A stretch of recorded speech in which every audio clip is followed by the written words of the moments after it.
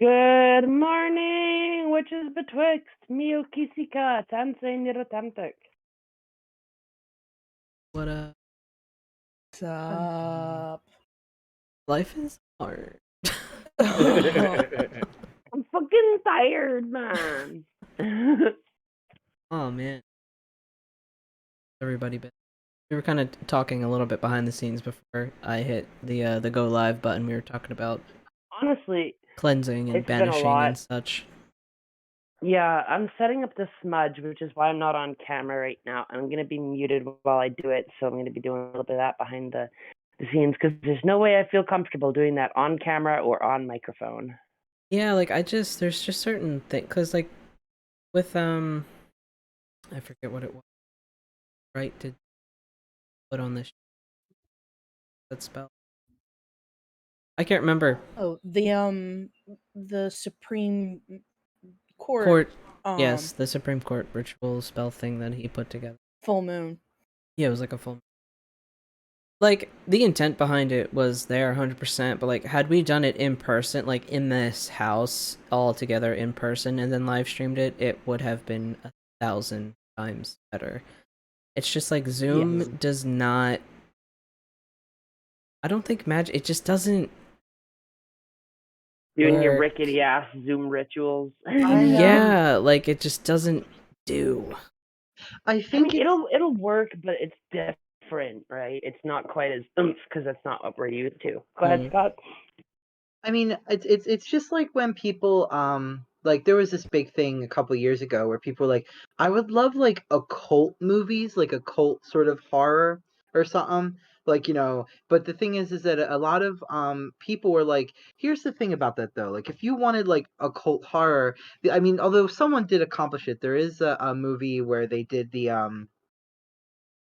one of the rights from Crowley, but the thing is that real magic is experiential, which is why like there's no like bystanders, right? Like, you know, when people are like, I want to go but I don't want to participate, and it's like, no, you kind of have to participate in ritual, you know, like it's like the thing is that like God. real magic is something, you know, it's created by your participation, it's created by you engaging. And the thing is too is that there's no lights, right? There's no lights, there's no like fancy fantasy magic that's happening. So like when you're looking at people, sure, just like chanting words and, you know, closing their eyes and meditating for a few moments, like you're not really actually experiencing anything. All you're seeing is this sort of awkward like cringe-tastic doing, group you know, of people. Yeah. Like, it can come across as very cringe sometimes, like if you're not entirely 100% sure of what is happening and what you're supposed to be doing. Right, because that sort of the magical alchemy, if you will, is happening internally.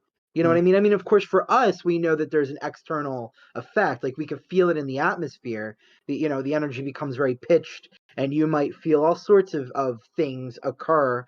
But that's us. You know, in the moment, there with the ritual.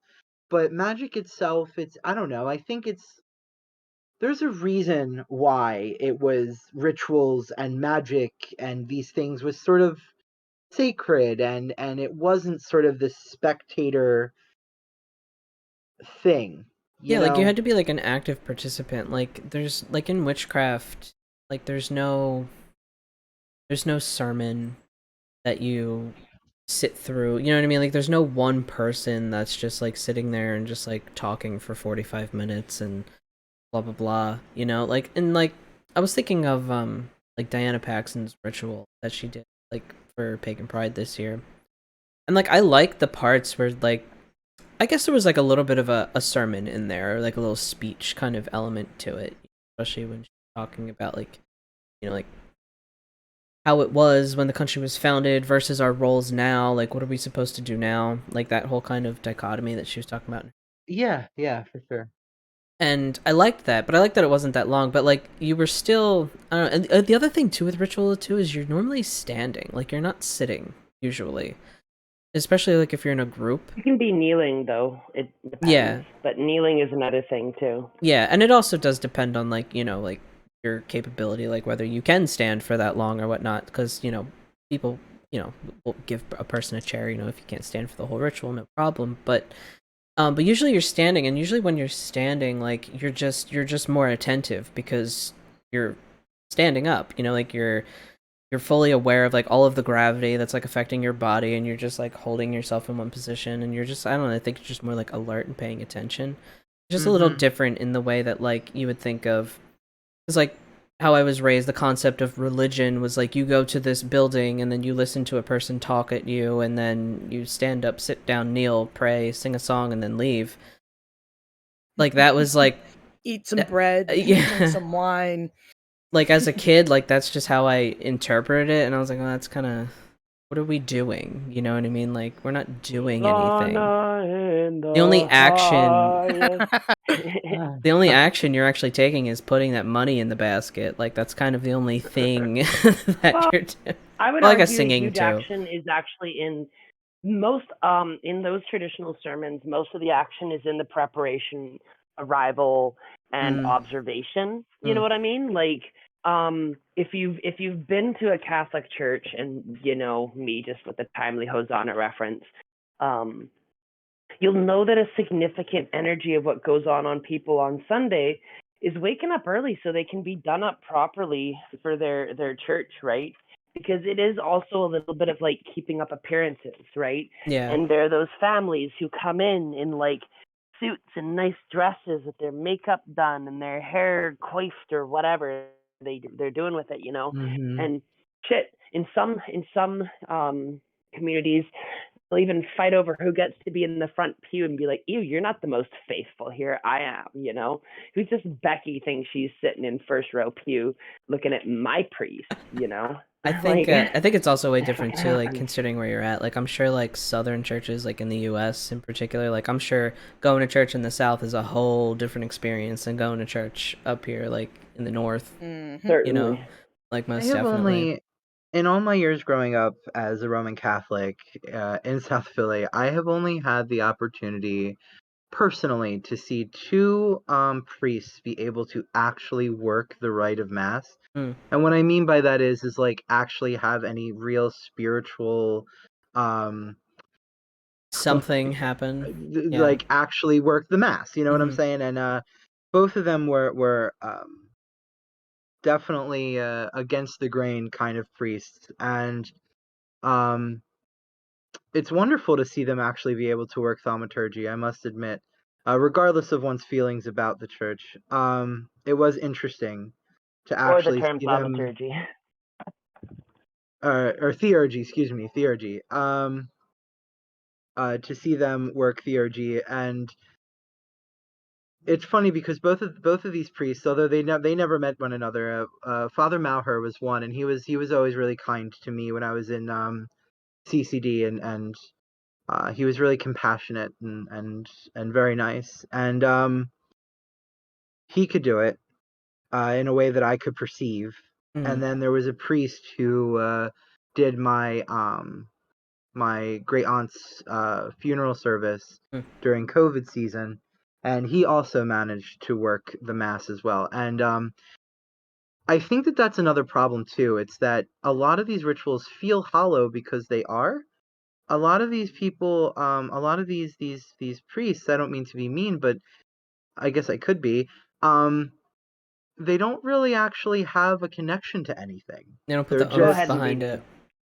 They're just sort of like doing the it's I hate to say this, it's like TikTok witches. Like they're doing the motions of witchcraft, but they're not actually making But not magic the occur. emotion. The motions, but not the It's kind of like the difference between reading off the lesser banishing of the ritual pentagram, just because that's a ritual we were talking about earlier. Reading off of it from the first time, having your ritual notes, having your visualization notes in there, really working hard at it, and like just kind of doing it and not necessarily feeling like you're nailing it. Like I know everybody in the world's been there. If you've done a ritual, you're like, am I really hitting this, you know? But then by like your 100th time of doing it, if you've really been trying to learn it, you're gonna be like, Ate Malkut Vegebura Vegedula Leolam. You know, Yeah. you don't even need to look at your book for it. I Right. have, I think it was, I want to say, what is time? I Seriously. finally did the LBRP 100% from memory. I did not look at my notes once. I was pretty proud of myself. Ooh, that's Mhm. great. That's really cool. Yeah. I don't know if I could do it like right, like I don't know because I haven't practiced it since then. So it's all about repetition and keeping up on it, and keeping it in your Yeah, you head. I have to don't do know it if I right. could just bust it out right now, but I'd probably have to do a quick refresh. Like I could probably do it like I would look at it before I did it and then do it kind of Yep. thing. But You do yeah, kind of hit the bicycle point though, where yeah, if you've done it enough and you've truly learned it, like you don't even like what I busted out there was just off the top of my head right. thinking about the portion of the banishing itself, which is the Kabbalistic cross, because that's what you're actually doing when you do it, because the Kabbalistic cross is invoked at two different points during that rite. And if you know, you know what I'm talking about. I feel like there's so much with magic. Like there is so much with magic that I don't know or know how to do or just haven't explored deeply. And I just wish I had more time to do it. Like I'm so tired, like from just life and shit, and like just trying to like Capitalism. yeah, Mhm. like just exactly. Mentioning capitalism again. I just want more time for me and my spirits and my magic.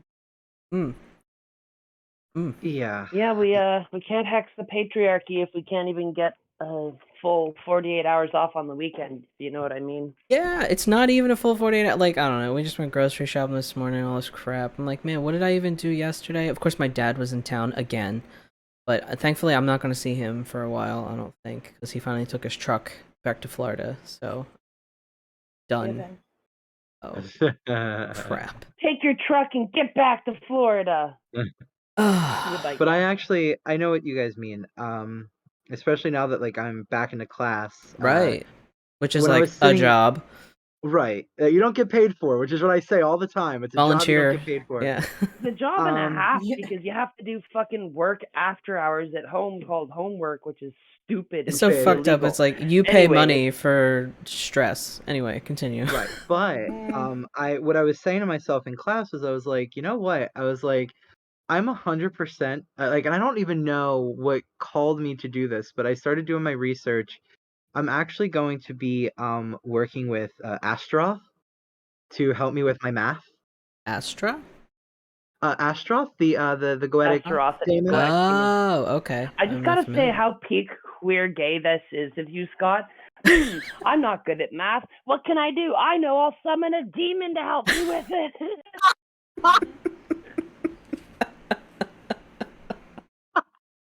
Uh, It's I also very mean, Middle Ages of you as well, just saying. That's okay. That fit. very fitting. Also, Rue is a good math tutor too. So to also bolster that like They real know world. I have offered my services many That times. will be a thing that will be occurring. I just Yes. also wanted like so what I said was like I just wanted the spiritual edge, right? Like that's all. Like not like I'm not gonna be like because a friend of mine was also like one of my Muggle friends was like don't not put in the work, and I was like, well, that's not how magic works. You know what Right, I mean? I was like, I just wanted that edge to be like sharp and kind of just very aware of like the problems that I have to work out for Mm, class, So I wanted Astroth sort of like a magic tutor. that makes Not perfect so I sense. definitely will be Magic and calling. math go hand in hand, like 100%. They So really fucking do. Like yeah, most people I know who get really good at math and work at NASA are also like invoking demons on their spare time. Just saying. Mm-hmm. that's gonna So I become I'm like a not an definitely. math wizard. accountant. What? Would you call yourself a math wizard then? Ugh. If I really was a math wizard, there'd be more magical zeros in my bank account. That is true. That is true. We saw this house Okay. around the corner. My floor is swept. My room is clean. My coffee for Legba is poured. I am going to go on mute and I am going to smudge behind the scenes for y'all. So enjoy it. Okie dokie. So what were you saying? You found a house? There's a house. So like we get our hair cut around this place around the corner, basically. Eva's hair salon, love them. um, there was a house. It was a corner property, and it was big. And I was like, wow, it looks like a double lot because it had like the yard was just big corner property right across from like a playground. And there's this guy like walking his dog, and he was like, oh yeah, you know, the guy who owns this, like his wife died and he's in like a rehab facility. He's probably not coming back, you know, kind of one of those things. Like the guy's old, probably gonna pass soon, whatever. And so the family's looking to unload it. Apparently, the house is the house is completely empty. Like you could just move in. It's old, like, but it doesn't look like there's. I didn't see like any holes in the ceiling in the picture, stuff like that. Like it's livable, just old. It's an older house. Man, it was listed for $285, and it is a double lot, and it has a detached garage and like a big ass yard in Philadelphia. And an in-law Like, suite. and oh yeah, there's a downstairs. fucking second kitchen in the basement. Oh wow, old school, yeah. Right, like It's very And- Italian, actually. and yeah, and Yeah, hello. honestly, and on the Literally, on, and on the street that it's on, it's a busy street, and there's also like little businesses like on that street as well. So I'm thinking, I was looking at the way the house was set up. I was like, I could 100% apply for a variance to use a part of this property as a storefront. I 100% could do that because there's other storefronts on this strip. Like I'd probably get it. So like, That'd be, but it won't that'd be happen so cool. because I need $30,000. Right. And I don't have $30,000. And it's funny But because it like, would. because like my dad's going through all this, like, you know, my grandpa has money. He's sitting on cash, right? So this has always been like a thing that we've all known. My dad's like, yeah, you know, I just took a bunch of money, transferred it. Blah, blah, blah. I'm like, okay, great, 100%. Wow, here, you know. And then I mentioned to him when he was here, I was like, so we saw a house. So like, if you want to help me out, honestly, because my dad's always like, I wish I could help you. I wish I could help you. I'm like, you could give me 30 grand. I could put a down payment on this house. I could move in, have a house, right? And then you just sell the fucking house I'm living in now, because that's the plan anyway. And then you just make all your money back and then some. What do you think? Oh, I wish I could help you. Right. Right. Wish I could help you. You could. You You definitely could. could, but you won't. So that's what's been pissing me off lately, and I'm not really sure how to get over that. So it's a mental roadblock I've been. It's just, Scott, this house is Perfect. I'm like, I can't get my hopes up, but at the same time I'm like, oh my god, it's just like everything. And yes, it is an Italian neighborhood because my great aunt and uncle, who he's the one survivor, literally grew up on that street, like not even a block down from where this house is. Could you pull it up and drop a link in the, like, I just want, because I'm trying to like, I'm like, well, what if I got all my friends together and we all hold our resources together?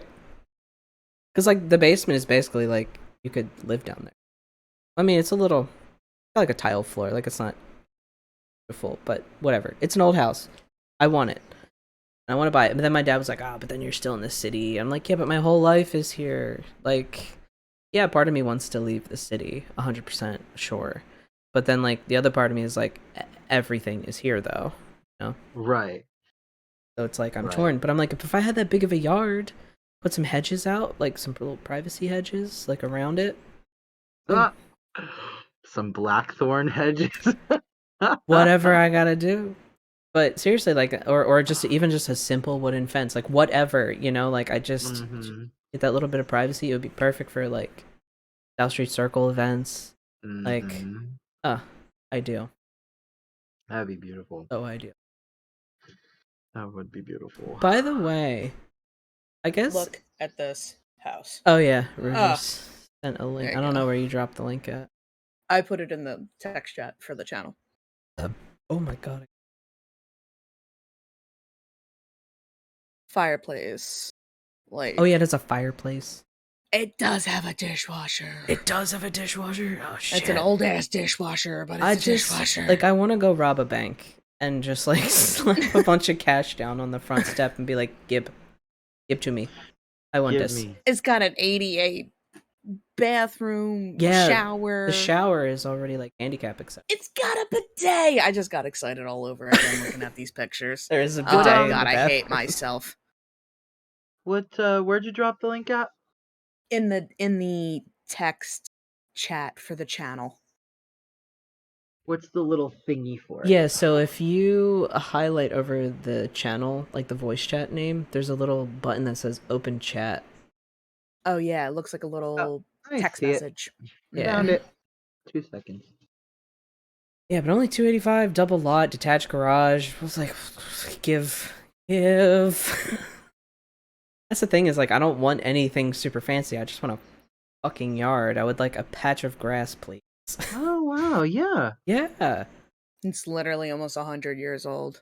It was built in 25. Yeah, it's an old ass house. But what house Hardwood- isn't oh. old as shit, right? Mm-hmm. Hardwood floors. Wow, it's been Yes. on Zillow for 65 days. I can't believe that. There is that's the only thing that makes me wonder. I'm like, what's wrong, What's with, wrong it? with it? You know, is it something expensive? I don't know. Mm. But it's okay. It's all a dream anyway, because I can't actually get the fucking thing. But, you know. We just One bedroom. we saw those it. Carpets would have to go. Oh yeah, that pink room. Oh yeah, that pink bedroom? Yeah. Oh, Yeah. God. The pink room is not happening. Like, I'm acting like I'm gonna buy it tomorrow. So the pink room, we're just gonna take the carpets out and just gonna repaint. Oh, what is with this creepy chest? I just noticed this creepy chest. I love the creepy chest. I know. I love it so much. I It's love so it. old. Oh my love that God, fireplace. right, the fireplace is everything. Mm-hmm. You Ooh. could put a second vanity. You could put a second sink in that bathroom. Oh God, I just Ooh. gotta stop. Right? I gotta stop. I get tiles in that bathroom are the basement are it's very industrial. Yeah. It almost looks like that space was used for something other than just like home. Yeah, I But- think it was like a workshop or something.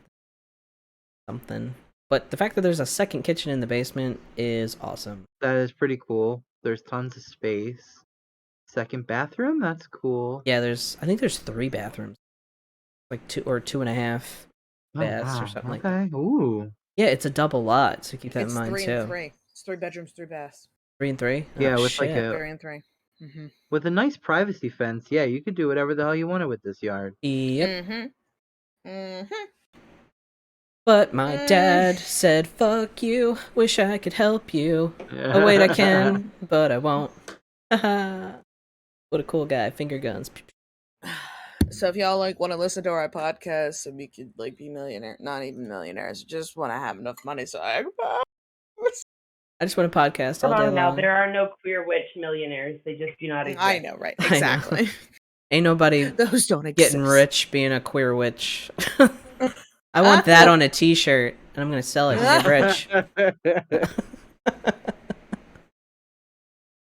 Fucking shit. No, the price of t-shirts is bullshit. It costs like $15 to print up a t-shirt. Like, no wonder t-shirts are being sold for like $30 to $50. I love how Ridiculous. like bitter you are about this. It makes me so funny. You're just like, I wanted to Rage. spend less and I spent more. I did. I was like, oh, saving money. Nope. What's that? Nope. And I'm like, I really tried. And of course, Oh my gosh. certain What people an have exciting opinions. news. Scott, I found a dress for the Samhain Ball at Burlington Coat Factory Of for all places. $17. Really? Yes. Yes. Did you take pictures? No. I do have like a janky picture. Like, Oh yeah, you can send them the janky picture. yeah. It's not flattering. Also, I also found shoes. I found shoes for like $20. Because they have this And whole rule, then- you still can't like try shit on. Yeah, Right. love it. What are you gonna be doing with the dress? Like, are you doing like a masquerade? So that's just type- like it's yeah. So we're doing steampunk themed, and so I have this black leather dress that opens up to like the waist, and then I got a corset to go underneath that. And then I have one of those like tie on like ruffle skirts that's gonna go over top of it. And then I Ooh. have like fishnets stockings to go underneath. I Oh, think that's that's cute. I like that. right. I'm so And the excited. shoes too. We got the shoes there too. Right, I Oh, got shoes. yeah, yeah, Yeah, I yeah. said that. Got shoes at Burlington. They're cute too. And That is really Jay's entire cute. outfit came from Amazon. Thank you. But I have to go grab my hat real quick because Sophia told me that it Yes. must be based around a hat, which I agreed. So I'll be For a right back. wizard, yes. Yes, I need to go get my hat. Yes. This hat was A+ and acquired from Spirit Halloween. Holy wanna shit, go. y'all! I have not smudged in a long time. That felt good. By the way, it feels really good, by the way. Yeah, I knew you could feel it. I could like feel your acknowledgement silently, Scott. Yeah. I actually was I was waiting for it, and then all of a sudden it was like a clean fresh of air, like clean like breath of air. I was like, there we are.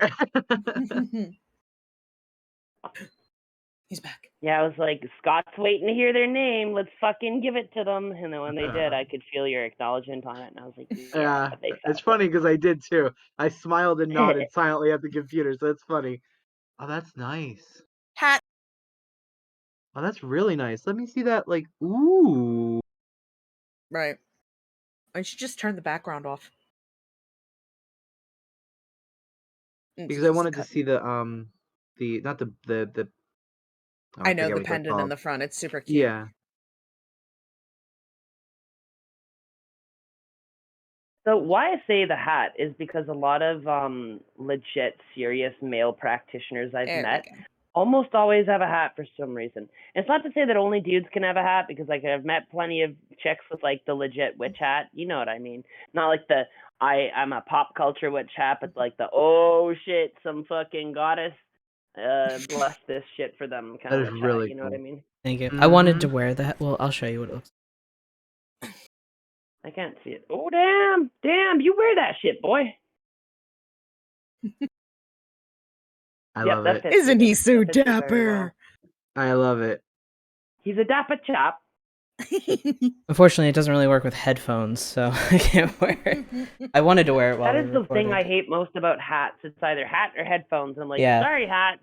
Music beats you. Exactly. But yeah, I was really struggling to find this hat. Like, I was like, because like some hats just do not look like I don't look good in fedoras, so that was out, and like bowler hats, that wasn't happening either. I think this is like a top Nope. hat style, Yes, like a top, Mm-hmm. but it's not super it's tall. like a steampunky top hat. Yeah. There's different types of top hats. Like there's your actual like made of felt and like fucking couple $1,000s top hats. Yeah, Ain't yeah. nobody got money for that. Yeah. But This was like $20. that's not to say that other top hats aren't legit. For 20, no, fuck, that's great. Yeah, for $20. It's like this. It's like a faux leather kind of feel. In my, Mhm. I don't think it's real. So we can kind of segue into a little interesting thing. One thing I've always noticed with magical items that you enchant, the quality of the materials seriously fucking matters. If it's like less well made, for some reason it can only work as an enchanting item for so long before it falls apart, right? Like literally every pewter. chain I've ever used for my 6 of Mars pentagram, aside from one, and this was actually given to me like by my oldest ex-girlfriend way back in the day, and she gave it to me with like a Celtic cross on it, but I was like, well, what the fuck am I going to do with this? I don't practice Celtic cross or Celtic magic really. And it was like one of the weird stylized ones that wasn't just like a Celtic, it wasn't even a Celtic cross, it was a Celtic knot. Those two are very different. But it was like the Triskelion, but with hooks on the end of it, unnecessarily added on. And I was like, well, what the fuck am I gonna wear a Triskelion for? Like I don't even like practice any druidry or that kind of stuff. So I ended up not wearing it, and then later on, when I needed a chain to put my 6 of Mars on, I used that, and it hasn't actually broken once. Although it did slip off my neck in my sleep last night, which is like super rare, and also says that shit was fucking with me in my sleep, which I could tell it was because I was having trouble sleeping, and like little things would happen that shouldn't, like having just done my bedding, but for some reason the sheet keeps ripping up every time I spin over, that kind of shit. Yeah. But magical layered wards go burr, to quote Fish. Yes. Now, I noticed that with like a lot of like cheap charms stuff that you pick up from like Spencer's Hot Topic or whatever, just like mass produced stuff, or even stuff that you buy on Amazon, they will break because I think it's pewter that a lot of them is made out of, and it's like that's like a soft metal. And some of them will straight up like stain your skin. Like if you're like me and you got bougie white bitch skin, not that I'm actually bougie, but my skin likes to pretend like I am. Hello. If you wear anything other than like pure steel, silver, or gold, I will get a green mark or like a green line on my skin that develops. I just can't do it. So I am bound only to like the purest of pure steels. Hate being bougie. And silver and gold. Yeah. I'm the same way. Like I'll break out like this ring that I picked up, the one with the sails on it, the Zalti ring as I call it. I've just like at first like I was wearing it like, oh, I'll just wear it, whatever. And I'm like, I can only wear this like ritually or ceremonially because it just leaves that green mark and then it starts to irritate. There's 2 hot tips I can give you for that though. Nail polish, I think. If you want to wear it longer, you use clear nail polish on the inside. I use that to get away with some of my smudging rings because very often turquoise rings will be fake turquoise, and if it's fake turquoise, you ain't even gonna get real metal on it. You'll get like some weird hybrid metal alloy shit that just is nasty and it falls apart and it doesn't even keep its like fake plating, So nail polish works really well, or I've also found ritual rings do well on a chain hung around your necklace or around your neck like a necklace. Yeah, I actually have my engagement ring. Oh, speaking of engagement rings, we're gonna get married. Now that we've been married, since we've been married for 2 years, since January of 2020, legally, but we're finally gonna have a fucking ceremony. Yay! May 13th. Yeah, May 13th. And we're actually I've told a couple people this, but Scott, we're actually going to have it at Michelle's farm. The what is it? Like Rob and Michelle? Yeah, that's awesome. Yes, we're gonna have it up there. So cool. Yeah. So there'll be I've details already been and talking stuff. to Jim. That is so cool. As soon as if I ever had the chance, I would hop up over there and come visit. But you know how it is. Oh, I do know how it is. We know. It's okay. We are. And everyone in America, it's okay. We wouldn't travel to America too if we didn't live in America. We probably would look at it and say, "Fuck that." Speaking of like traveling to America and shit like that, like obviously, I don't know if you guys know, but the Queen died. God. Did anyone know? Cheered and whooped when that happened, and cackled and laughed and said, "Hell yeah, fuck that bitch."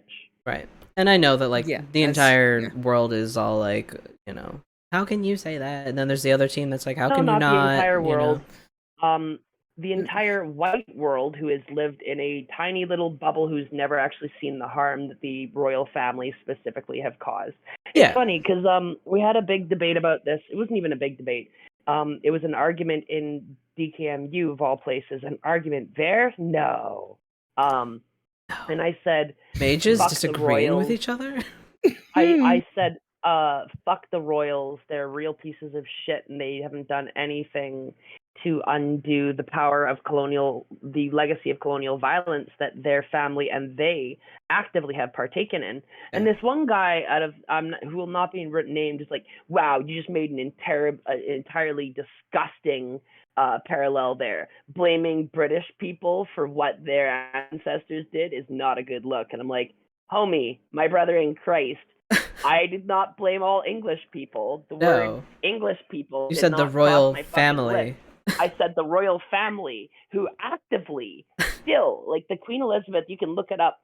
She actively tried to make it so like colonies that were trying to get their independence and freedom back couldn't.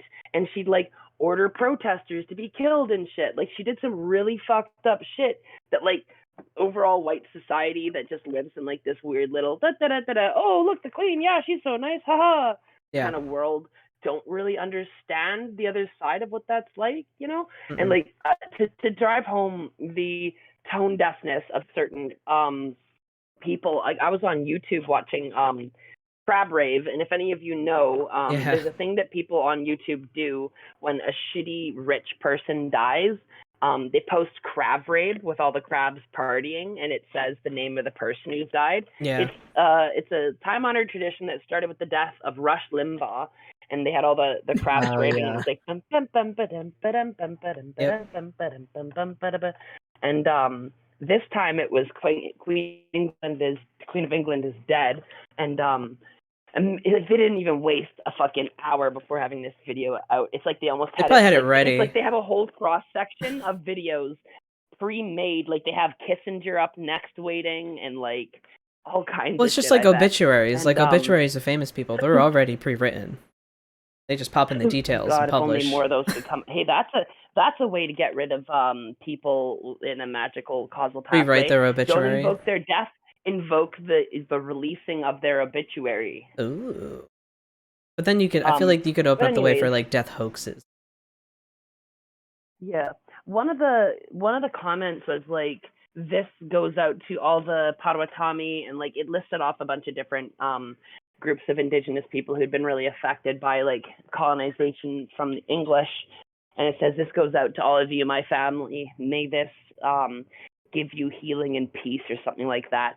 And then like a bunch of comments were just like question mark, huh, what are you talking about? Like the people, one, didn't even know what those tribe names were, and then two, they couldn't even understand why those people would be celebrating the death of the queen, you know. So wild. It's I didn't know. It's revealed quite a disconnect in the world between different communities, you know. Definitely, because I've experienced some of that disconnect. Because I don't give a shit about the royal family. Like I don't follow them. Like there's just some people that are like fans of the royal family, and they just like follow them or something. But they just weren't on my radar, and I just didn't give a shit. So I never really knew anything about them. All I knew is that there were some rich people over in Britain. Ooh, okay, whatever. Who cares? I just thought they were more of like a figurehead sort of thing, like for ceremony. I didn't think they actually had any pull, or I don't know. A lot of That's people, what I thought. a lot of people in America think that. Yeah, and that's kind of what I thought. I don't really know why. Yeah, I was just kind of brought up to think that, and then I started reading all the shit like after she died, and I was like, damn, she was a part of that. She had a hand in that. I blame Canadian propaganda, because a lot of us, you'll always hear Canadians say, yeah, we have things about the monarchy in our constitution, but you know, we don't actually, like, she's just a figurehead. She doesn't actually do anything. Even though we have an attorney general who has to like oversee laws that's appointed by the British Crown, and they can actually veto laws in our modern system.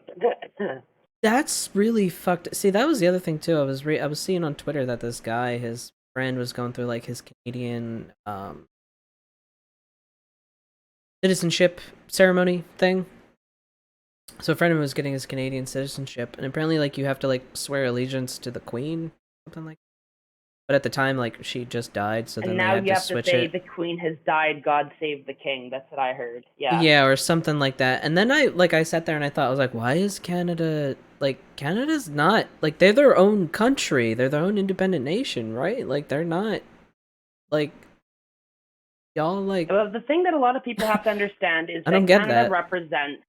The thing that a lot of people have to understand is that Canada is still a colony, because it represents a large amount of resources that are still, air quotations, untapped. And by untapped, it means unplundered by colonial powers for the colonial world, right? Because of all the wild space that's still out there in Canada. Yeah, I'll be right back, everyone. And you know, clean drinking water and things that we fucking need to survive, because indigenous people have been protecting it from colonization the whole time, right?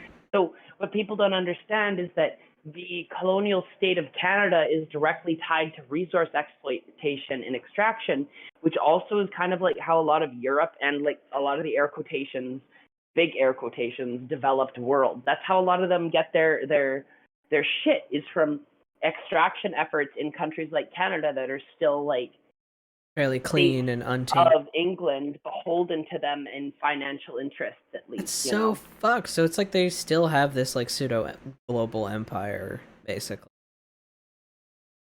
I mean, homie, when you're making that much money, it ain't even pseudo at that point. Yeah, true. I don't know. It's just such large scale shit that like I just can't grasp. You know, it's just hard to grasp. Like I'm just trying to survive in my own little bubble, you know, and then you're trying to think about this huge picture. I'm like, oh my god, like I just And that's how it gets. That's how it gets to survive, because everybody's so Yeah. busy trying to live in their own circumstances that right. if your own survival is so difficult, how can you have time to pay attention to other people's survival? And that's how the whole system runs away with fucking us all over. Right, that's just how it just keeps perpetuating. Yeah, I just thought that was really interesting about, you know, like Canada and that whole like still like there's like that tie, that tether is still there to like this British monarchy. I thought that was really interesting. The other thing that also came to light from all of this like Queen Elizabeth being stuff. So also another Twitter thread that I saw was about the Irish potato famine. In America, we're just taught that like the Irish people, the potato, it didn't work. And they all died. Sad. And the ones that didn't die came here to make a better life for themselves, right?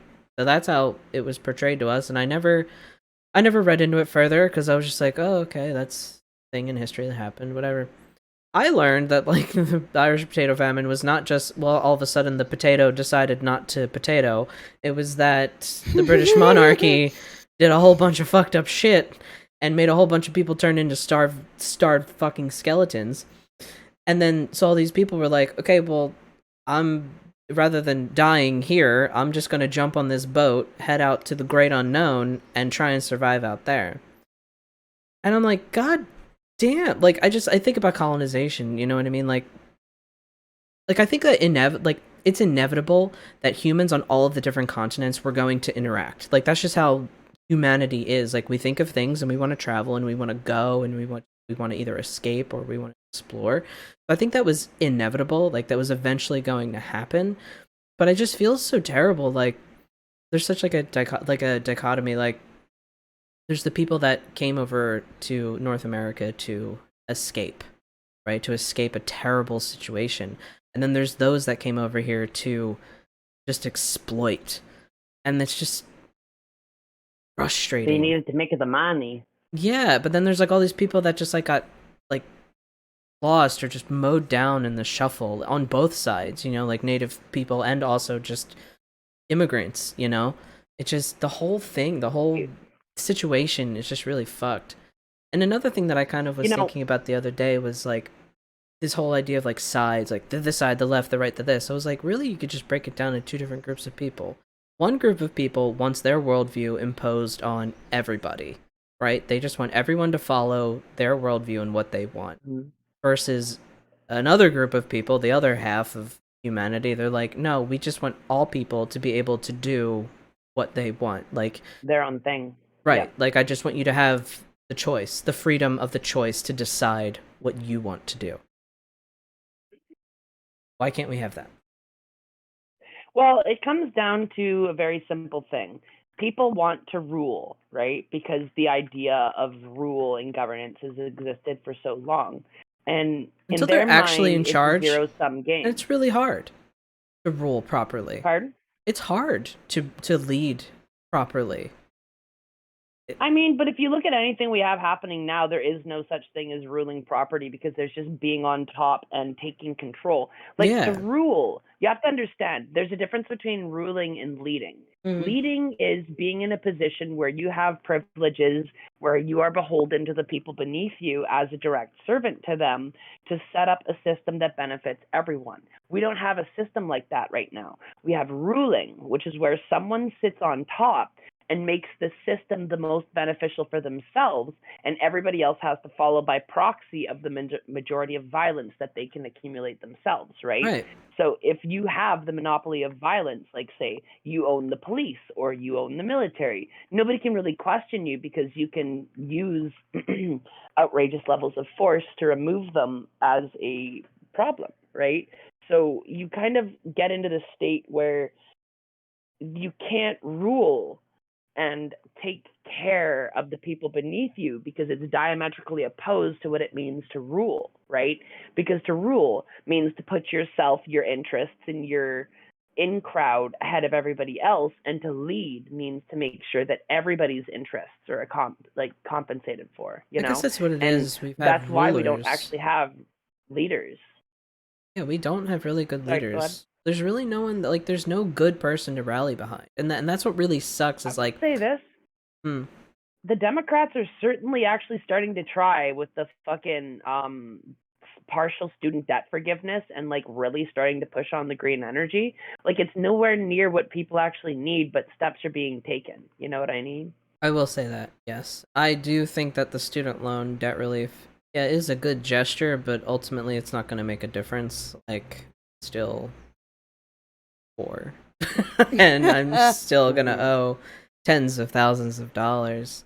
And the interest is compounded daily. Until they have, and that won't be remedied until they have full debt cancellation, as well as like living wage shit. But also, just to put it in perspective, like for where we are now versus where we are last year, Starbucks has unionized, and so has Amazon, which is stuff that we never thought we were going to be able to say, let alone like see, you know? So shit is happening. It's slow, and it's not as fast as we actually deserve it to happen, but it's happening, you know? Yeah. And I don't ever want people to forget that, because, you know, we are making progress, even if it's one fucking small step at a time, or even if it's 2 steps forward, 1 step back, like it seems to be, you know? Shit will change, and it always feels impossible until it's happened, you know? Right. Like COVID taught us that the most. I remember so many people saying nothing's ever going to happen that could ever break us out of this, and we're just stuck in capitalism for forever, which is a big part of the problem, in my opinion, is the fact that people have this attitude that nothing's ever going to change. The hopelessness. Like, my brother in Christ, modern capitalism hasn't even like been existing in its modern state since like the industrial era is only how long it's been around for. We're talking like the past 200 to 300 years. If you want to go real far back and include colonialism in it, 500 to 1,000 years. That's the entire range of all the bullshit that we've had to deal with recently, you know. And in our short, not even necessarily 100-year lifespans as humans, it may feel impossible. But if you really just step out and look at the big scale of things, shit's changing so fast we just can't even keep up. That's what it is. It's the definite feeling of like rapid, can't keep up with everything. You know, like people are like, oh, did you hear? Did you hear? And I'm like, I hear a lot of things, but like, well, I couldn't for one, tell you're you. not meant to. Yeah. And 2, I was watching a video about this. People who are chronically online, they're a little bit more plugged into like news and stuff, and not everybody lives that way, right? Like, I can't. It was a video game podcast, right? And this girl went to the store and saw a guy with the Last of Us tattoo, and she's like, oh wow, you're a big fan of the Last of Us. And he's like, yeah, I am. And then she's like, so you must be really upset about the news with Last of Us 2. And I'm pretty sure this is like when they were talking about removing the multiplayer mode from the game. And the guy was just like, I have no idea what you're talking about, right? And we kind of assume as chronically online people that everybody else is going to be chronically online, and that they are going to catch all the same beats as us. But like, a lot of people don't live in that sphere and don't get all those updates, and that's why sometimes they'll be like, oh, what will the woke crowd think of next, as they flail their arms in the air as people ask for them to show basic human decency. So I don't know, it's kind of like not everybody lives that life, you know? I think I exist somewhere in between. I don't consider myself a chronically online person. I pass, like, I'll browse Twitter in the morning when I wake up and before I go to bed, and it's really just like garbage. Oh, let's do a shit post. Okay, cool. And I leave it at that. I can't care. Like, I just don't give a shit about anybody else's like opinions. That like, there's just so much like just. It just seems like more people are bitching about the fact that like. No. Not really sure where I'm going with that. People like to fucking complain about everything. Like, even when you're trying, like, an organization could be trying their fucking hardest to do an event, to put out a book, a statement, a something to try and better the world, and someone who even aligns themselves with that group's ideas or ideals or whatever will still shit all over it. And that's what I don't understand, is like this like infighting kind of thing I've that talked happens. a lot about that in different stuff, but so first off, 2 points. One, I would argue that we are in the chronically online categorization because we do a podcast, you know. Granted, we're not like people who live online 24/7, right? But do you do remote work at home? I do, yeah. Yeah, and so you do your job online at home, and then the other stuff that you would consider that you want to do for a career, which is Betwixt. Both of those things exist within an online sphere, And right? I think that's what's Now, been you so don't hard derive. for me for the podcast, actually, is because I don't have any desire to tweet 70,000 times a day. I have zero desire to like say every fucking thought I have and shout it into the void. Like I But you know don't what? want to do that. Mhm. And I feel like that's the We're only way to also be not like an influencer. You know? we're also not required to like the person. Here's an example of somebody I listen to a lot. Seek the Signifier, or FD Signifier if you just want to spell his name into YouTube as it is. He's great. He does a lot of content for like black guys, and I like to listen so I can learn stuff. And like also he does a lot of content geared towards men in general that's very pro leftist and like has a lot of intersectional thoughts and philosophies in it. So it's really nice to be able to see somebody who centers men in a discussion about stuff that happens to them when there's not enough positive space in the world for them, right? And even he's like saying how he doesn't want to be on Twitter because of how like reductionist people are on Twitter and how there's like no fucking nuance. Like people just will not give space for nuance They or can't. like critical individual degrees because Twitter as a format doesn't allow you to. There's a character limit, and everything about how it's designed is set up to make the most reductionist, simple take that you can, right? And I feel like a lot of discourse gets lost online between overly reductionist takes and people who are trying to do ivory tower politics, which is to say that they don't actually look at alleviating the issues going on so much as point out issues that happen, show that they are part of an in-group of people that do not partake in creating those issues, and therefore by proxy, they're one of the good ones, right? It's really some pick-me kind of shit. Yeah. Mm-hmm. I don't know. What about you, Scott? So I think it's hard to divorce all that from itself. Because Rue, I know that you've really like dialed back your social media actions. God, what do you still actively like look at, check regularly? I mean, I guess Facebook, but like I don't engage really anymore. Yeah, I haven't made a Facebook I use eons. social media now like very sparingly. I find that over engagement starts to make me a worse version of myself. I start to like when I say that, I mean to say like it makes me more anxious. It makes me more upset. Like, and I when I say that, I don't mean like just in a day. I mean prolonged like series of like sadness or anger. You know, like when Sophia was talking about reductionist, non-nuance, that drives me nuts. Yeah. Right. It because it that often leads to things like people talking about misinformation and ahistorical information and just things that aren't true. So that of course drives me up a wall. And then of course I hate seeing I hate seeing people on the same side fight. Yes, that's what drives me. Like all Mhm. the left-leaning people we're all just fighting Regardless, whether amongst ourselves. you're, right. And like it doesn't matter where you exist on the left, because the left is an umbrella term, right? It can mean Yeah. like, anything that way. I would just like And to believe that like left means like not Nazis. right. At this point, You know. yes. Yeah. And I hate that we fight.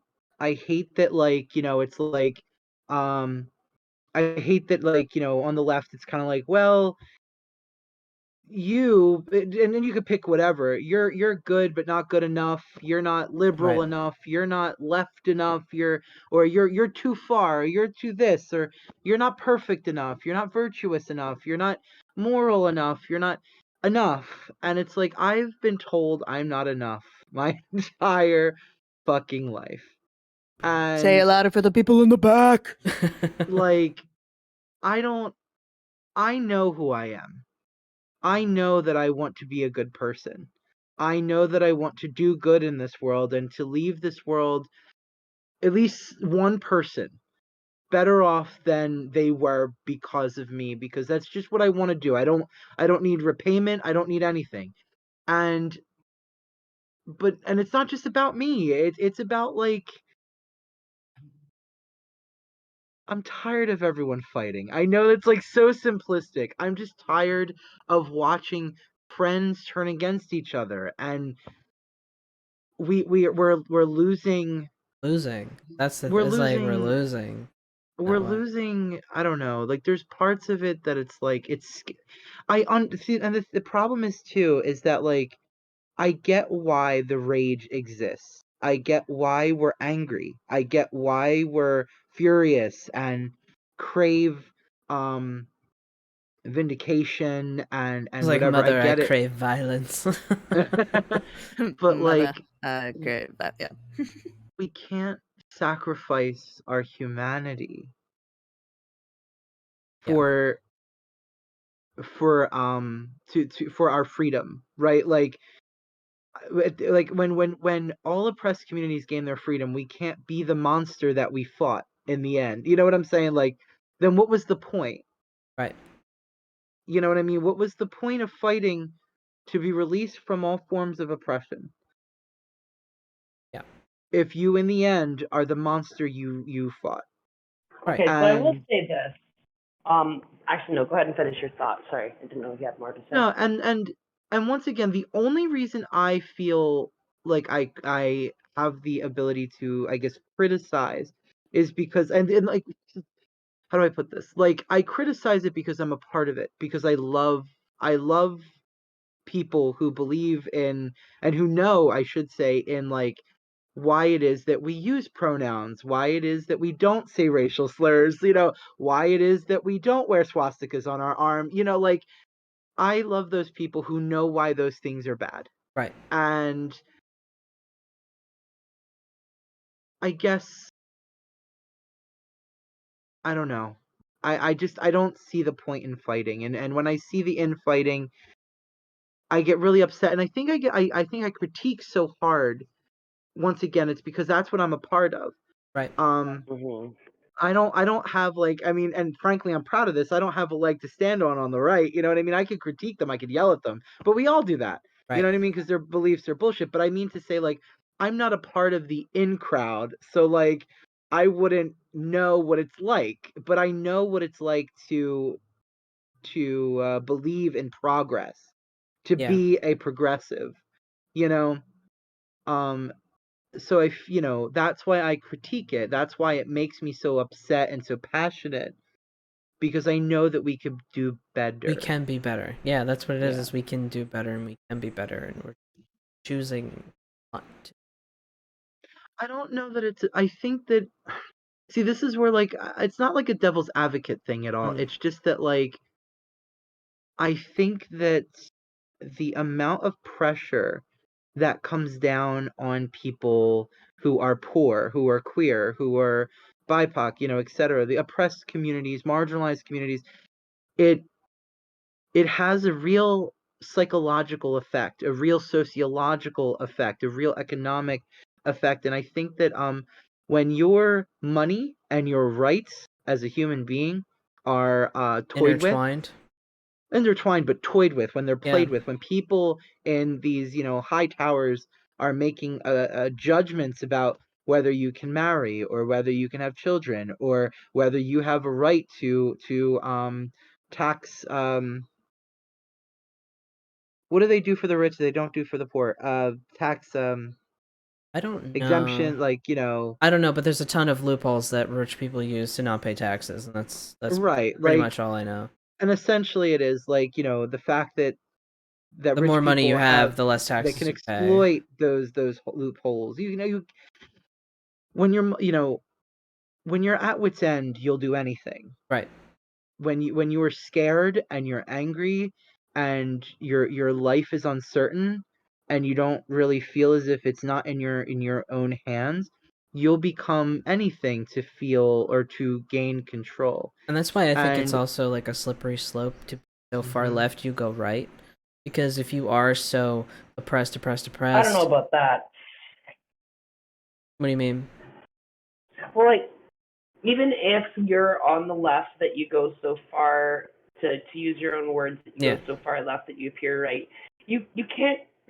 You don't go so far left that you become a Nazi. Like, that does never happen, right? I don't Like, know. you might go so far as to develop for coping mechanisms your the way that you have to exist and navigate through capitalism, but it never feedback loops onto itself, right? Like, you don't ever get someone who's like, oh, I used to be part of the rad left too. I believed everybody deserved human rights until this one person was mean to me. Now I decided everybody sucks and nobody deserves rights, right? Like, you don't really actually get that kind of shit happening. I will not But when we do maybe get, go ahead. maybe not to that extreme, but I will say probably the most slipperyest slope is the concept of white supremacy, right? So you take someone like me as a young person, I could have went either way. I really think I could have, because like I know, like at my core, like I believe in people and in equal rights and like all of these things. I knew that in my core being, but being not wealthy, or I was also bullied, and I, because I was, very queer and stuff like that. Like, because I was white, I never really saw things in my life that really, like, what did I benefit from being white, air quotes, right? So, So that's I where, mean, like, I feel like a lot of that ideology on the right, especially if you're like, oh, you're white but you're also oppressed and you're marginalized and you're beaten down and no one cares about you and blah blah blah, and I feel like sometimes that rhetoric can be very dangerous to a particular type of person depending what situation they're in.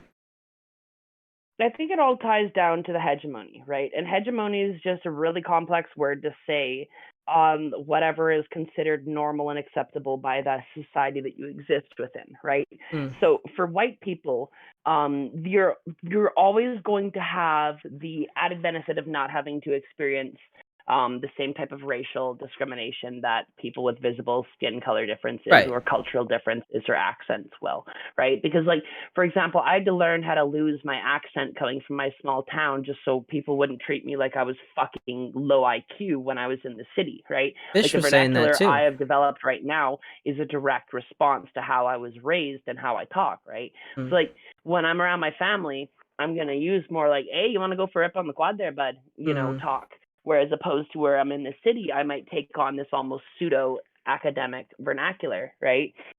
And a lot of it comes down to hegemony and the aggrieved entitlement, right? So aggrieved entitlement is like when white people are set up to be like the cultural norm, top dog, right? Yeah. But then you don't end up experiencing that yourself because, Right. say, you're poor and you come from a low income background. So aggrieved entitlement then is the pressure between being perceived as somebody who has it easier, yet also failing to do those things that come with that white hegemonic stuff, right?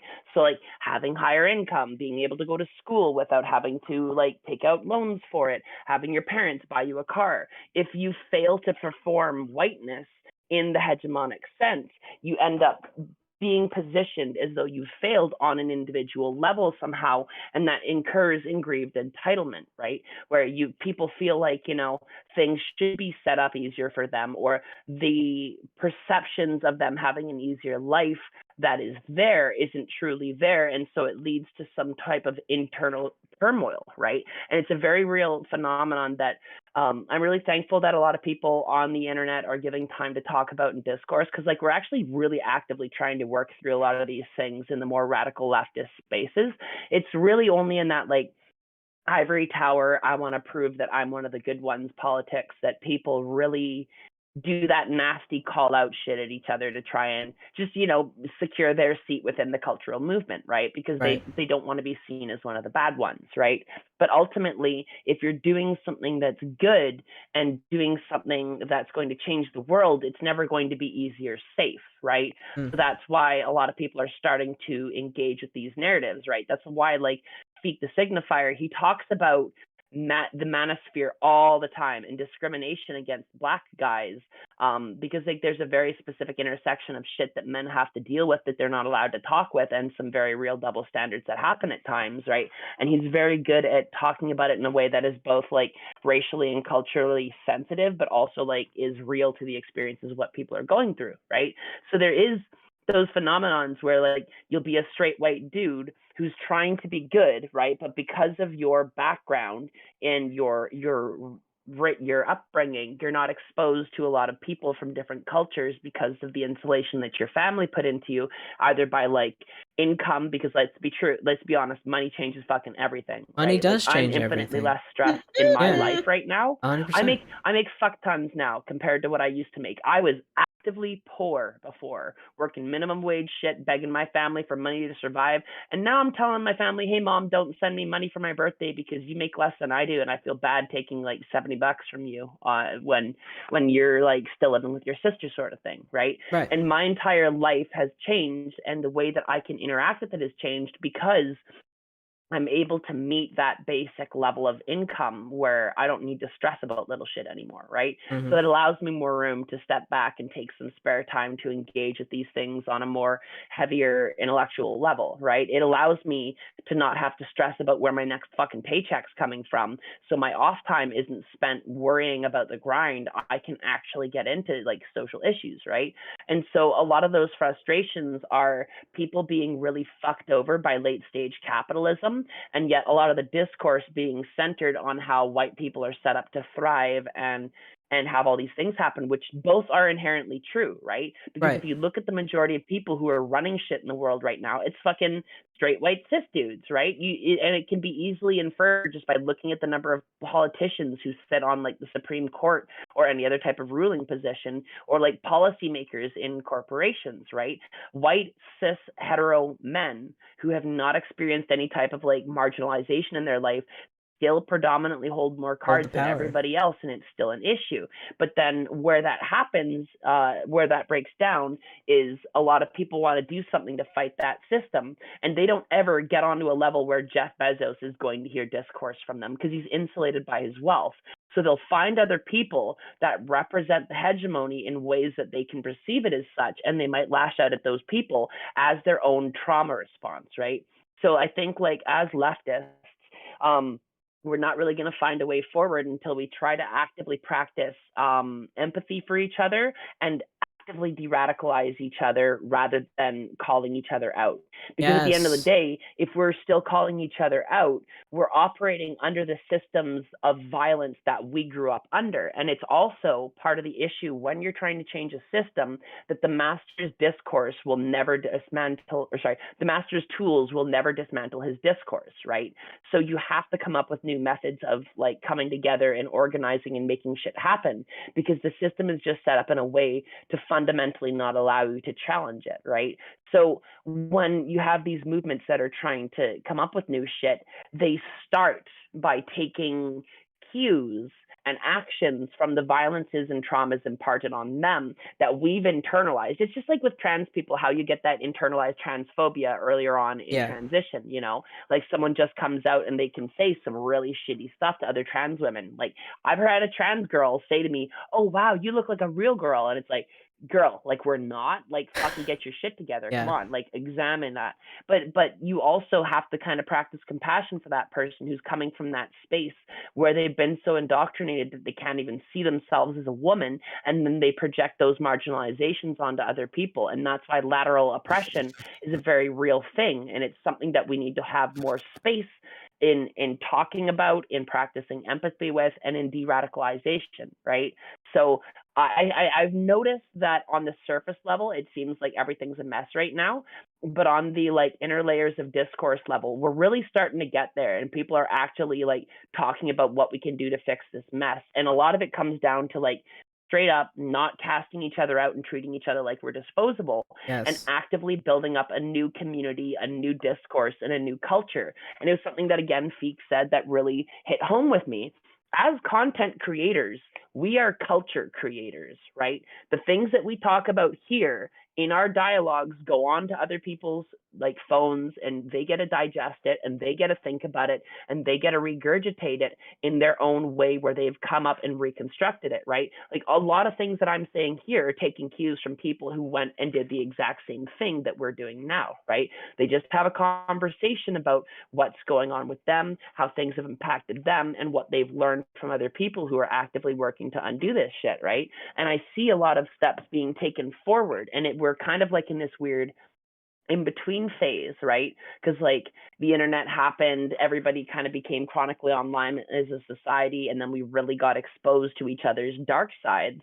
And we're really having to reconcile what it means to move forward and grow as a species without just ruthlessly condemning each other and also condemning ourselves in the same breath, you know? Yeah. 100%. And you know, and also So like that's Sophia Rants. it wouldn't be a podcast recording without. Yeah, but you're 100% right. You know, with what you're saying, you're absolutely right. Like, Mhm. Changing I the culture is Mhm. something. I'm so sorry, Jay. No, you're fine. Ahead. Go for it. Changing the culture is I think necessary. I think that It has to. yeah, I think that for the movement to survive, and the reason I say this is because I also see like you know, sometimes like, you know, how do I put this? I just, like Sophia said, I just want to see Discourse and less call out I culture. want to see us treat each other as not disposable. I love that you said that. I'm looking at my cameras, and my camera's on right now. I love that Sophia said that. I really do. Everyone that believes in a better world, a cleaner ocean, better, you know, just in general, a better world. A We are kinder we are world too. kinder, right? But all of that, right? Like the encompassing all of that. Um I think that we have to make sure that we're, you know, accountable, but not vilifying. I think that we cannot become Mhm. zealots in our approach to our liberation, Right. towards each other. You know what I'm saying? Like when we, Yeah. and it's not about, once again, this isn't about being not approachable, that's not the word, although that too, but oh, uh, you know, like respectability. Like, you know, I'm not saying like we have to look respectable all the time. Like, you know, sometimes these horrible people make you have to do, you know, whatever you have to do to protect yourself. Like, you know, when a group of queer activists who had guns, they showed up to protect a drag story time. Mm. Because they were being met with armed protesters, and queer activists who had guns, they showed up to protect the space. Yeah. And that's perfectly valid, and that's like a responsible use of Right. like having a firearm. You know what I mean? Especially if you're in a country where people openly carry firearms, then well, sure, you can openly carry your firearm as well. You know, and it's just kind of this like moment. As the only non-American in the room, I'm sure this my is like eyebrows raised very heavily when you said that's a responsible use of a firearm, and I'm like, in Canada, you can't, you can't. you There is no. you can't. You cannot. You can't even touch a fire. If you're in the middle of an argument and you touch a firearm, you're going to jail. Yeah, You here, know, no, like, you're let alone being showing up to one with at a That here. fucking You're an American protest. hero. Mm-hmm. You're My a friends, hero. my brothers in Christ, I've seen people get removed from protests just for having a fucking pocket knife. Okay, Mhm. like you can't do that here. It I will don't fly say, like that. I will say interestingly though, that thank you science, but like we actually statistically what happened is exactly what we thought would happen, where nothing actually occurred except for everybody just throwing mean words at each other, and it's like they spit on me, one guy said, and it was like it really didn't actually escalate into anything, which is actually what a lot of people have said who look at this phenomena, sociologists, etc. So generally, it really it didn't devolve into anything. It didn't devolve into a shootout, because I I don't really wouldn't think that that's expect what it people to. want. No. I don't think. I think people. I mean, Like you have really, these people on the right who like. Oh, I'm so sorry, Jay. I think they just want to bully. Like it's a bully kind of mentality. Like they think if they show up with all their guns and they stand there and they look real mean, everyone's gonna go, "Ooh, we should get out of here."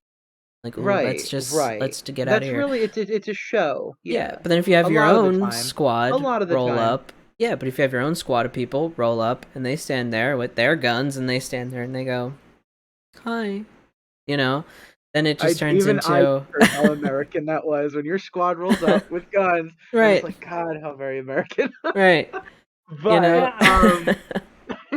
but no, I yeah. For the record, I'm not a gun owner at this moment in time. I really don't Yeah. like them. They're loud and like guns look cool. Don't get me wrong, they're very cool tools. They've whatever. I'm just personally not into them. They're so fucking loud. I hate the loudness of them. I mean, like, Yeah, movies drastically and video games drastically underplay Yes. the loudness When I of shot a gun for the firearms. first time, I was like, I had the headgear on and everything, and I was like, bro. And then also like the power in that, it was just a handgun, but I was like, that's too much. Well, you I also don't got to even want to drive understand a a handgun car. is actually louder than other things because there's less like controlling of the expansion of gases because of the short length of the barrel. Right. Like certain rifles will sound exponentially quieter, especially if you have like a 22.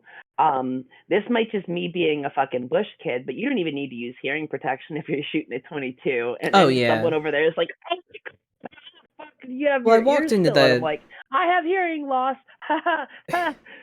I walked in the range, and as soon as I walked into the range, the guy shot off this like giant rifle, and I nearly jumped out of my skin, and it was like a whole thing. Yeah. But like, yeah, like I just don't really like guns. But that's besides the point, I guess. The whole gun Yeah, thing what a lot really of people just don't blows my realize mind. is a gunshot is like louder than the loudest noise you think you'll ever hear. It's Yeah. so loud your ears immediately hurt and you're like, wow, I have actually damaged my hearing when And you you hear have it. like That's a what it feels visceral like. reaction to it too. Like I Let noticed me put that it this too. way. A gunshot sounds like what you would expect a movie explosion to sound like, okay? And I've That's kind what of it like, sounds and like. now in Philly, I've learned to differentiate between gunshot versus firework. I have learned that skill now because we like to do fireworks and guns at the same time. And usually, if it's 1, 2, 3, 4, 5, 6 in rapid succession, that would be a gun. It's a gun. Yeah, because it's always 1, 2, 3, Very 4, 5, seldomly do 6. they pop, pop, Yeah, pop very seldom. It's always pop, pop, as pop, pop, pop. fireworks. Yeah. So fun fact, I don't know if anyone needs that information. Carry that with you. when you're from Philly, you know when to duck. Well, actually, in the Yep. bush, it's a lot of a different noise profile because you're Mm. going to hear a long arm. I hope we don't get like banned or demonetized for talking about firearms. It's not like we're talking about Blah. owning them. We're just talking about identifying the Twitch noise. is I don't, owned by I, Amazon. If anything, they'll be like, "Yeah, let's talk about guns. Talk about guns." Watch, we'll get like a gun company. Like, "Hey, can we A advertise on your firework sounds podcast?" like oh my God. A firework sounds like an uncontrolled explosion. It just kind of moves in all directions. You can also right? hear a It's like crack a and a noise sizzle point. too. Sometimes it depends on the Yeah, firework entirely because there's different ones. There's like even screamers, right? yeah, But a firearm has a crack and a reverb, right? Like it's a you yeah. always hear the bounce back, especially if you're on in like a city or a mountainous region where there's stuff for the noise to reverberate off of. Yeah. Prairie, it hits a little different. It still absolutely does have a reverb, but it's not the same It kind of goes as it out. bouncing off the mountain. It goes. Because And it fills the and it space, depends yeah. where you're at in the prairie, because not everywhere in the prairies is perfectly flat. Like there's a lot of hill lands, and hill lands will do the same shit because it'll catch off the hills and you'll hear it. But it has a much longer noise profile to it. It's like, Yeah. you know. Hey everyone, I do have to skedaddle. I do have to be somewhere soon. No, that's fine. Okay. I was actually gonna say we're at like an hour and 20, coming up on an hour and a half anyway. Mhm. So if we did kind of want to, like, any concluding thoughts or anything, that would be. We got to start talking about magic more. We do. Life has been really I feel hard. like why that's been happening is because we've all been so busy that we don't get a chance to record that often. Mhm. So when we do, we're like catching up with each other rather than like having a focused discussion about something ahead of time, Yeah. because so much time has passed in between, right? I'm thinking maybe we should just schedule maybe just some like social catch-up sessions that are maybe recorded or not recorded. I don't know, however we want to do it, and then like actual episodes with topics and stuff, because I definitely want to have more people. Streaming video games is a great way to do that. Yeah, that then is a like good we way. have either one person streams it and everybody watches what they're doing and chats while that happens, Mm. or people play together depending on it. I want to get you to stream Destiny, Jay. Yes, I'm all set up to stream Destiny. I have a capture card to play. Have you played the new shit? No, I don't have Witch Queen yet. I'm trying to catch up on the old. No. Ooh. Okay, just let me plug my favorite game for a minute. They reworked every subclass so that they have like individual aspects and fragments, like the stasis subclasses do. Oh yeah, I was seeing so that. now on there. it's like full granular builds and reworks. And Jay, my man, your Titan class got a rework. Oh yeah. Unless you play Warlock now. No, I still have the Titan. Play the Arc Titan. You're gonna fall in love with PvP again. I will check that out. Other than new Destiny content stuff aside, any other concluding kind of thoughts to wrap up today's session? I wish my camera would focus on me, but it won't. Other than just be kind to each other. Right, be more I say that a empathetic. lot, but seriously, just be kind to each other. And be kinder to yourself too, if you're That one of those too. people who don't do that, like me. Because That I constantly feel like this podcast is failing and it's all terrible and it's bullshit and I should do something love it else with being my small. life. And yeah, and I always feel like I need to do more, but I am working at the pace that I'm working, and it is growing at the pace that it's growing. My goal, like Sophia, is to also talk about magic more too. Yes, I definitely do want to have more. Just summer is wild for all of us, I think, because like Sophia, it seems like your work takes off in the summer. My job takes off in the summer, and it just gets crazy. Plus Pagan Pride, and then it's just like it gets nuts. But I did notice a shift kind of yesterday. It was like 7:30, and it was dark. Like it was definitely dark out, and I was like, ooh, that's a vibe. You know, like for 7:30 being pretty dark. And I just been feeling a little bit more focused, and like I can do a little bit more things. I'm not like, you know, like, oh my god, my mental illness is cured and everything's fine, but like I just been having a little bit more motivation to like load of laundry, you know, and like do the thing. I'm gonna go get ready, everyone. All right. Yep. Take care. Bye. I'll talk to you all soon. Take care. Love you all so much. Yeah. Talk to you later, honey. Bye. Bye. But yeah, I figured we can kind of. But yeah, I will definitely be jumping on Destiny, trying to get some things streamlined with podcasts. I was gonna say I'm actually afraid of the podcast blowing up because I'm very nervous about the idea of fame and people knowing me. Agreed. I do love that the podcast is small but beloved by those who watch it. You know, I don't feel the need to be some big famous witch who people can Google and find out information about. You know.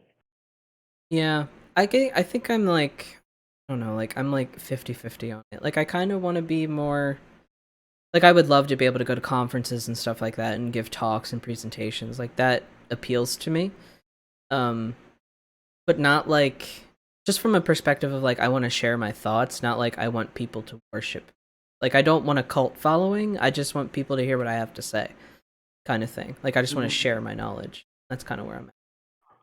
I think as long as I would keep like it in to that write perspective. books eventually, but when I do, I don't want to be like a famous author book tour. Like, I want my shit to be Like indie treasured by a published. few people who find it, and like, I just have it documented that I actually did shit. Which, like, it'll happen because I am working on the DKMU stuff, even though it always takes far longer than you ever think Always. it's going to. Always. Like, far, far longer. Like, take what you think it's going to be and multiply it by 6. Yeah. Like, that's how long it takes. It's very true. But it's always worth it in the end. Yeah, you know, like Liber LS Volume 3 is going to come out eventually, and it's going to be a banger, and it's going to have the second wheel in it, and I've worked on a lot of shit for that. And, like, Alice's got a new book coming out that he sent me the manuscript of, and it's, like, lovingly printed out of a printer in, like, full-size sheets and, like, stapled together as in, like, intervals, because it's, like, let me just fucking show it, actually. It's like this fucking thick. So oh, nice. You had to staple it like in like chunks. 10, 20 times. Yeah. Yeah. Great. Alrighty. So yeah, I don't know. I want to talk more about magic. That's for sure. Yeah, but I need to be doing more magic to talk about magic, and I think that's where like it comes in. Definitely. Maybe we do a homework project for everybody to actually do some magic. Do one magical thing. About no, more than one. At least one. Maybe at least one, sure. I mean, I do that all the time when I'm like doing a thing I do to snap my finger to change stoplights. You know what's really funny? Like the other day, I was like, "Oh, I'm gonna journal," like a magical kind of like writing practice or whatever, and then my fucking dad called me. Yeah, I'm flying in tomorrow. I'm like, I just like every fucking time. Ugh. But with that, I think we're gonna wrap it up here. We've been here for an hour and a half. I saw a couple people pop in. I saw like 3 viewers at one point. So if anyone is still here, thank you for coming and hanging out. And we will see you in the next on Sundays between 1-ish and 2-ish p.m. ish. Exactly. Standard witch time. Standard witch time. Fuck the patriarchy and long live the queen. Long live the queen. No, fuck the queen. I know, it's sarcasm. But like it's like RuPaul, like a picture of RuPaul, or like all the drag queens from RuPaul's Drag Race. Long live the queens. Exactly. Oh wait, who's the most recent? Jinx Monsoon. She's super cool and like a witch. Oh, long live Jinx Monsoon. Long live that queen, Jinx Monsoon. Be cool. Jesus Christ. Alrighty, we will talk to everyone later. Bye. See y'all later. Bye. Bye.